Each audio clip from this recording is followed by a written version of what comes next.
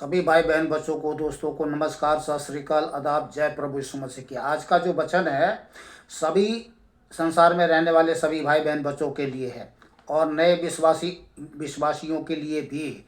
आज मैं आपको शैतान का नाम और उसके इतिहास के बारे में बताऊंगा। शैतान को किन किन नाम से लोग जानते हैं और उसे पुकारते हैं। शैतान का नाम को किन किन नाम से लोग जानते और पुकारते हैं। तो ये संसार में लोग जो रहते हैं, पर शैतान शैतान तो बोलते हैं, पर किन किन नामों से उसे जाना गया है और पुकारा गया है, ये केवल बाइबल में लिखा हुआ है। तो आज मैं आपको शैतान के रहस्यमय छुपी हुई बातों को प्रकट करूंगा जो परमेश्वर ने संसार में सभी रहने वाले भाई बहन बच्चों पर प्रकट करना चाह रहा है कि शैतान को जान लो और वो किन किन नामों से वो जाना और पुकारा जाता है। अगर नहीं जानोगे तो अनजाने में उसकी पूजा करके उसके बस में रह करके नरक का भागी हो जाओगे और जब तक संसार में रहोगे जीवन में तबाही बर्बादी छोड़ और कुछ नहीं देख पाओगे। तो जानना चाहते हैं तो वीडियो को ध्यान से सुने शुरू से लेकर के आखिरी तक। चलिए मैं शुरू करता हूँ। पहला नाम इब्लिस, पहला नाम लूसीफर, ज्योति का स्वर्गदूत, जो पहले स्वर्ग में था। यशायाह 14 अध्याय 12 आयत में लिखा हुआ है। आपके पास बाइबल है तो अच्छी बात है, अगर बाइबल नहीं है तो आप लोग जो है मोबाइल में डाउनलोड करें और इसको घर में पढ़ना, क्योंकि बहुत सारे वचन हैं जिसको मैं अगर पढ़ के सुनाने लगूँ तो 3 घंटे लगेंगे। तो इसलिए आप घर में एक एक वचन को घर में जो है आप पढ़ना, आपके आँख कान दिल दिमाग सब खुल जाएंगे। शैतान ने जो पर्दा डाल के अंधेरे में रखा है ना, वो सब खुल जाएंगे। चलिए, तो पहला क्या है? लूसीफर, ज्योति का स्वर्गदूत, जब वह स्वर्ग में था। नंबर 1। दूसरा नाम है उसका इब्लिस। दूसरा नाम है इब्लिस। किसका? शैतान का। मत्ती 4 अध्याय 1 आयत प्लस 5 आयत और 8 आयत में लिखा हुआ। चलिए मैं पढ़ के सुना देता हूँ। तब आत्मा प्रभु यीशु को जंगल में ले गया ताकि इब्लिस से उसकी परीक्षा हो। संसार में लोग क्या है, परीक्षा में क्यों पढ़ते हैं? शैतान परीक्षा करता है। 5 आयत, तब इब्लिस उसे पवित्र नगर में ले गया। किससे? प्रभु यीशु मसीह को, जब वो पृथ्वी पर देह धारण करके आए थे तब। तो ले गया और मंदिर के कंगूड़े पर खड़ा किया।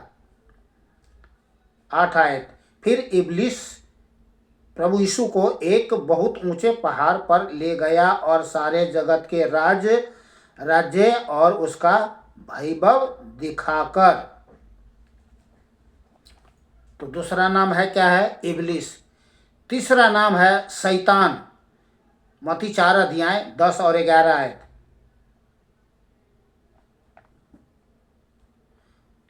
हाँ, तो दिखाकर प्रभु यीशु से कहा, यदि 9 आयत में पढ़ रहा हूँ, 9 से। प्रभु यीशु से कहा, यदि तू गिर कर मुझे प्रणाम करे तो मैं यह सब कुछ तुझे दे दूंगा।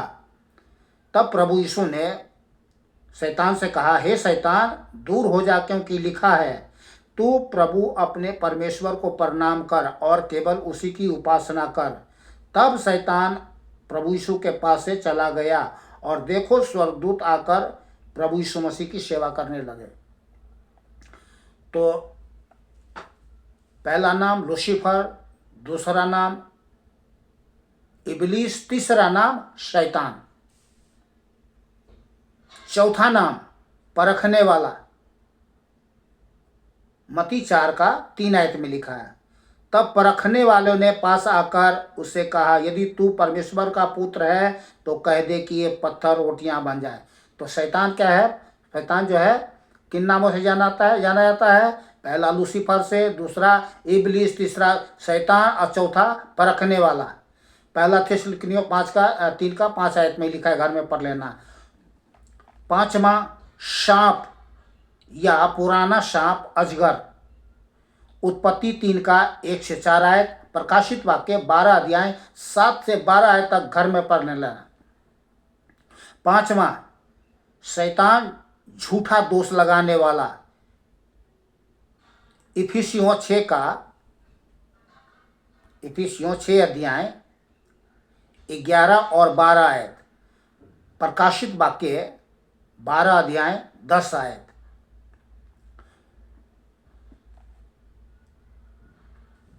छठा बहकाने वाला, दूसरा कुरिन्थियों 11 आयत 3 आयत में लिखा है, बहकाने वाला। दूसरा कुरिन्थियों 2 अध्याय 11 आयत। सातवां बाल जबूल, कूड़े का देवता, मत्ती 12 अध्याय 24 आयत में लिखा हुआ है।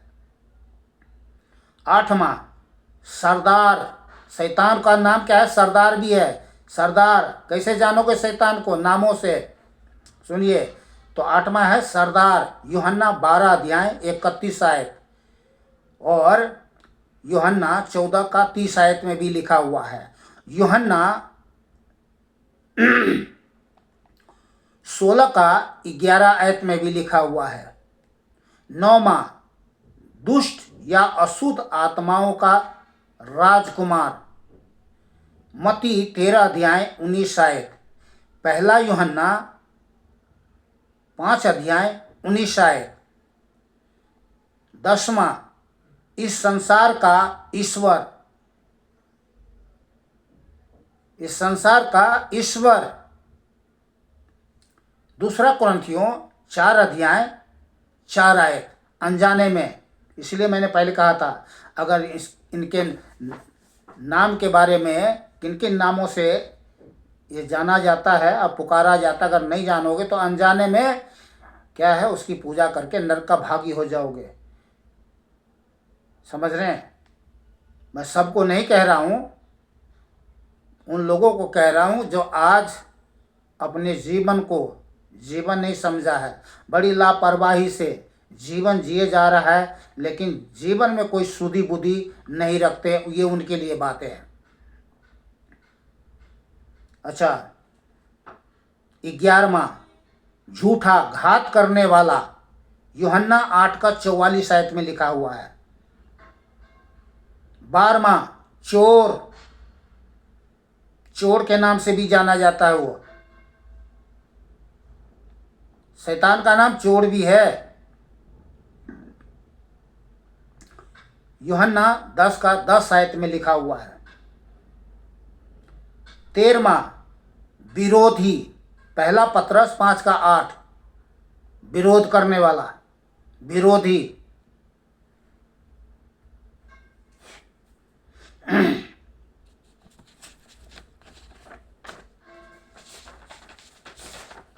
और 14वां बहेलिए, भजन संहिता 91 का 3 आयत में लिखा है,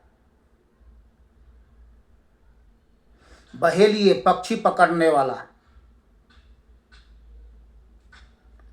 15वां जंगली बीज बोने वाला, जंगली बीज बोने वाला शत्रु, मत्ती 13 अध्याय 25 आयत में लिखा हुआ है। और 16वां भेड़िया, यूहन्ना 10 का 12 आयत में लिखा है। तो ये है शैतान का नाम। इस नाम से शैतान का नाम हम लोग जानते हैं और इसी नाम से शैतान को पुकारते हैं। और इनके बारे में हम लोग भली भांति जानते हैं। क्यों जानते हैं? क्योंकि हम लोग बाइबल पढ़ते हैं। ये बाइबल में ही शैतान को पूरी रीति से प्रकट किया गया है, अन्यथा किसी मन ग्रंथ में तो नहीं मिलेगा आपको। समझ रहे हैं? ये पवित्र शास्त्र बाइबल में ही मिलेगा। तो शैतान को पूरी रीति से प्रकट किया गया है। ठीक है, अब चलिए मैं आपको विस्तार से सुना देता हूँ। आप सुन ही रहे तो थोड़ा सा आप पूरा वीडियो सुन लेना, आज एकदम देख लेना। मैं आपको पूरी रीति से आपको एकदम समझा देता हूँ। मैं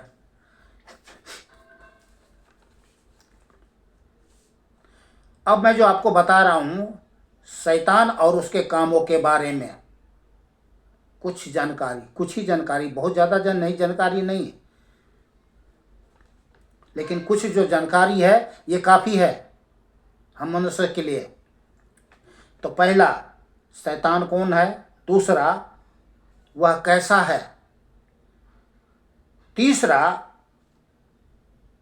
क्या काम करता है? चौथा, उसका उद्देश्य क्या है? पांचवा, उसका लालसा भरी सो इच्छा क्या है? तो ये आपको यशायाह 14 अध्याय 12 से 14 आयत तक में अपने घर में पढ़ लेना। यजकेल 28 अध्याय 11 से 19 आयत तक में आप घर में पढ़ लेना। छठा, शैतान को स्वर्ग से गिरा दिया गया, फिर भी उसकी लालसा नहीं मरी।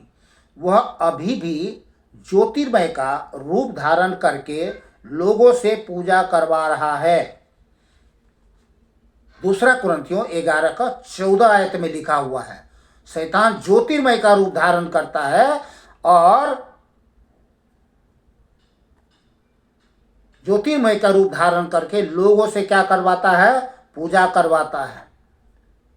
समझ रहे हैं? लोग अनजाने में समझ लेता है कोई ईश्वर है ये, या गांव के लोग होंगे तो कहेंगे शायद कोई देवता है, पर नहीं, वो शैतान है। अय्यूब 1 अध्याय 6 और 7 आयत पढ़ लीजिएगा घर में। शैतान का लालसा भरी इच्छा यह है कि उसकी आराधना परमेश्वर की तरह किया जाए। यह काम लोगों से लालच देके करवाता है और लोग लालच में फंस जाता है और उसका गुलाम बन जाता है। मत्ती 4 अध्याय 8 और 9 आयत। सातवां, शैतान ने लोगों को लालच में फंसाकर अंधा कर रखा है। शैतान ने लोगों को फंसाकर क्या कर रखा है? अंधा कर रखा है। दूसरा कुरिन्थियों 4 का 4 आयत में लिखा हुआ है। आठवां, शैतान भरमाने वाला है, इस कारण से लोग भ्रम में पड़े हुए हैं। प्रकाशित वाक्य है 12 अध्याय 9 आयत में लिखा हुआ है। भ्रम में है लोग। किस बात के भ्रम में है? कौन ईश्वर है, कौन ईश्वर नहीं है, कहाँ है? इसलिए भ्रम में भरमा करके लोगों को भटका करके, फंसा करके, धंसा के, अटका करके, लटका करके ना जाने कहाँ कहाँ रखा है। नौवां, वह झूठा है, झूठ उसका सबसे बड़ा हथियार है। ध्यान करिए, झूठ उसका सबसे बड़ा हथियार है। और ये बातें मनुष्य में पाया जाता है कि किस तरीके से मनुष्य के जीवन में वो राज कर रहा है। मनुष्य के आत्म सिंहासन पर बैठ करके वो राज कर रहा है, लोगों को धोखा दे रहा है, आदमी को धोखा दे रहा है झूठ के द्वारा। झूठ उसका सबसे बड़ा हथियार है। हर एक झूठी चीजों पर आपको आकर्षित करेगा कि इसको जान लो, इसको मान लो, यही सत्य है। यूहन्ना 8 का 44,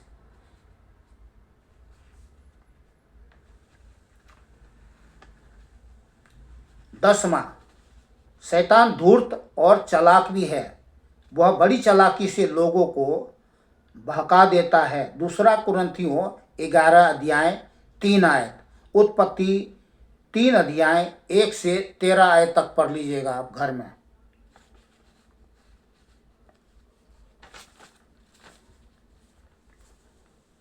ग्यारहवां, शैतान बहका कर लोगों को पाप करवाता है और लोग पाप में फंसकर उसका दास हो जाता है।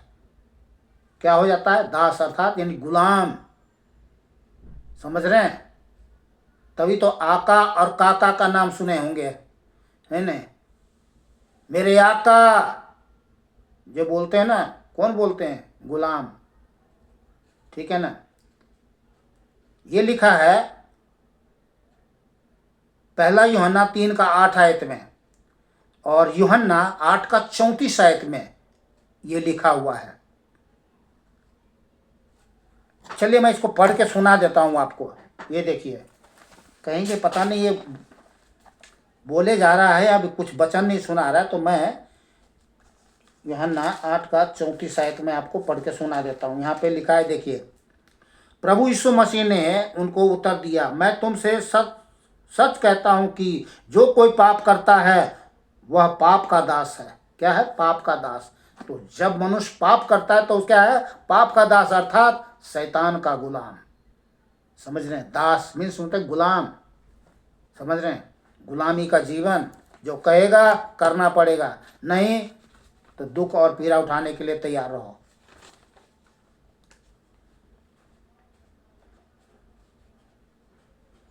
तो जो पाप करता है वो क्या है? पाप का दास हो जाता है, शैतान का गुलाम हो जाता है। इस कारण से सारा संसार उस दुष्ट के बस में है। किस दुष्ट के बस में है? शैतान के बस में है। 1 यूहन्ना 5 का 19 आयत में, मैं अपने तरफ से कुछ भी नहीं जोड़ रहा हूं, ध्यान करिएगा। 12वां, उसका एक ही उद्देश्य है कि लोगों को नाश करे। शैतान का एक ही उद्देश्य है कि लोगों को क्या करे? नाश करे। तो अरे भाई, जो आपके जीवन को नाश करने के लिए हमेशा तैयार है, उससे क्यों लापरवाही होकर के जीवन जी रहे हो? जिए जा रहे हो, लेकिन जीवन में सुधी बुद्धि नहीं रख रहे हो। सबको नहीं कह रहा हूं, बेसुध होकर के जीने वाले को कह रहा हूं। तो सुनिए, तो उसका एक ही उद्देश्य है कि लोगों को नाश करे। यूहन्ना 10 का 10 आयत में लिखा है। और तो यूहन्ना 10 का 10 आयत में क्या लिखा है? चोर किसी और काम के लिए नहीं, चोरी करने, घात करने, नष्ट करने को आता है। प्रभु यीशु मसीह ने क्या कहा? मैं इसलिए आया कि तुम जीवन पाओ, बहुत याद का जीवन पाओ, अनंतकालिक जीवन पाओ, नाश होने से बच जाओ। तो नाश होने से बचने के लिए हमें प्रभु यीशु के पास आना है, विश्वास करके आना है, तभी हमारा जीवन बच सकता है, नहीं तो नहीं बचने वाला है, वो नाश कर देगा। 1 पतरस 5 के 8 में लिखा है, तुम्हारा विरोधी शैतान गरजने वाले सिंह के समान इस खोज में रहता है कि ना जाने किसको फाड़ डाले, मार डाले, खा डाले, निगल डाले, चबा डाले, चकनाचूर कर दे। समझ रहे हैं?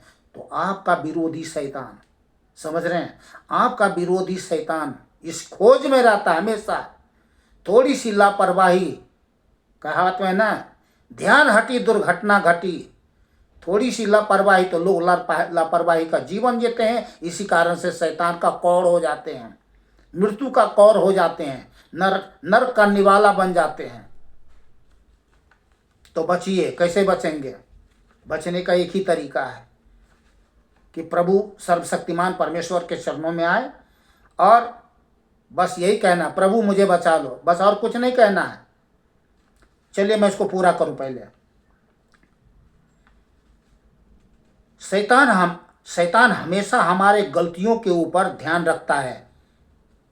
शैतान हमारे हमेशा गलतियों के ऊपर वही गलती करवाता है, और हम क्या गलती करता है वो ध्यान रखता है।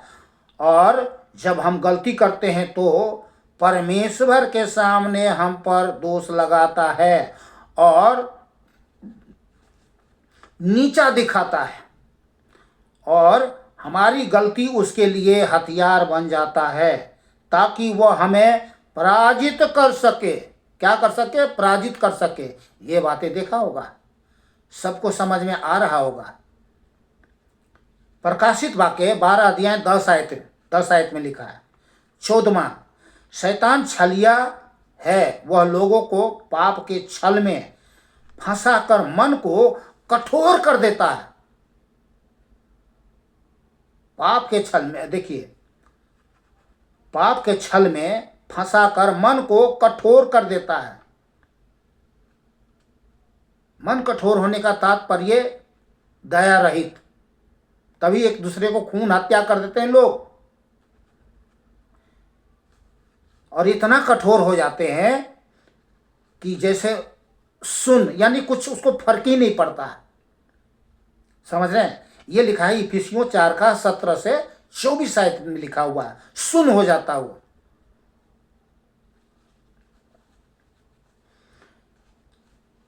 तो हमारे जीवन को नाश करने के लिए शैतान परमेश्वर का बनाया हुआ नियम का गलत तरीके से हमारे जीवन में इस्तेमाल करता है।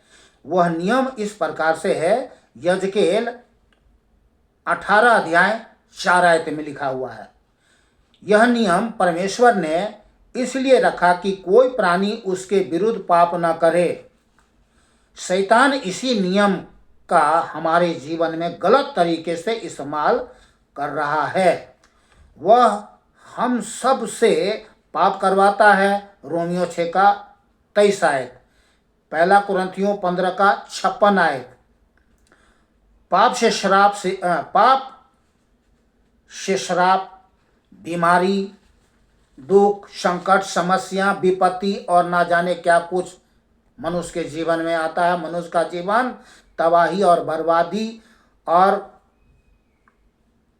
कष्ट, कलेश, कराहट, ना जाने क्या कुछ जीवन बर्बाद हो जाता है, नाश हो जाता है।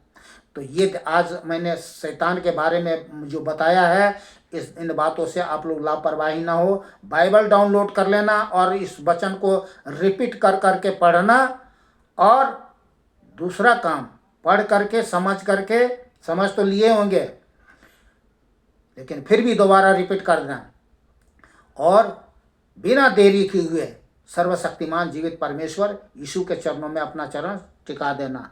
बोल देना, प्रभु जाने अनजाने में, शैतान के बहकाए हुए में मैंने कोई जो कुछ भी काला किया, पीला किया, पाप किया, अपराध किया, महापाप किया, सब क्षमा कर दीजिए, मुझ पर दया कर दीजिए, मुझे बचा लीजिए, मुझे नया जीवन दे दीजिए, अपना बेटा बेटी बना लीजिए। आज से मैं अपना जीवन आप सर्वशक्तिमान परमेश्वर के चरणों में समर्पित करता हूँ, उद्धारकर्ता के रूप में ग्रहण करता हूँ। आप ही जान गया हूँ कि आप ही परमेश्वर नहीं, आप ही परमेश्वर है और दूसरा कोई नहीं है। दूसरा है तो वो है शैतान। प्रभु बिना देरी किए हुए आप पर हाथ रख देगा, आपको बचा लेगा और अपना बेटा बेटी बना लेगा। संसार में रहने वाले भाई बहन बच्चे लोग, जो आप बेसुध हो करके इस संसार में जीवन जी रहे हो, मैं आपसे कह रहा हूँ, सबको नहीं कह रहा हूँ। बहुत सारे लोग हैं संसार में जो अपना जीवन प्रभु यीशु मसीह के चरणों में समर्पित कर चुके हैं। चाहे वो किसी भी देश में रहते हो, किसी भी राज्य में रहते हो, किसी भी शहर में रहते हो, किसी भी कहीं भी, तो आपके लिए अवसर है। आज मैंने आपको जो परमेश्वर हमें वचन दिया है, आपको मैंने बता दिया, सुना दिया, समझा दिया। बाकी आपका चुनाव है। जीवन चाहते हो, मौत, आशीष चाहते हो, श्राप, स्वर्ग चाहते हो, ऊपर या नीचे नरक, ये चुनाव आपका है।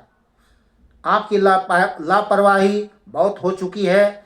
अब लापरवाही मत करना, क्योंकि ये अंत समय है और सबको जो लापरवाही करेगा, जो नहीं अब बचेगा, वो कभी नहीं बचेगा। ध्यान करना। तो मिलते हैं। और ये जो मैं कह रहा हूं, एक भाईजान के कह रहा हूं, ये परमेश्वर की आज्ञा आदेश के अनुसार कह रहा हूं, ना कि मेरे आपके बीच में किसी प्रकार का कोई लेना है, देना है या कोई दुश्मनी है। नहीं, हम इंसान हैं। हम इंसान, एक इंसान को कुछ बताएंगे नहीं, समझाएंगे नहीं, सिखाएंगे नहीं, सहायता नहीं करेंगे तो कौन करेगा? कोई नहीं करेगा। परमेश्वर और मनुष्य के बीच में और कोई दूसरा नहीं है, तीसरा नहीं है। परमेश्वर ही सहायता हमारा करता है और हम एक दूसरे को सहायता करते हैं, आदान प्रदान करते हैं। तो मिलते हैं दूसरे वीडियो में। आप लोग खुश रहे, आनंदित रहे, सुरक्षित रहे और भला चंगा रहे। सभी भाई बहन बच्चों को फिर से नमस्कार, सत श्री अकाल, आदाब, जय प्रभु यीशु मसीह की। बोलिए ना, शर्म क्यों कर रहे भाई?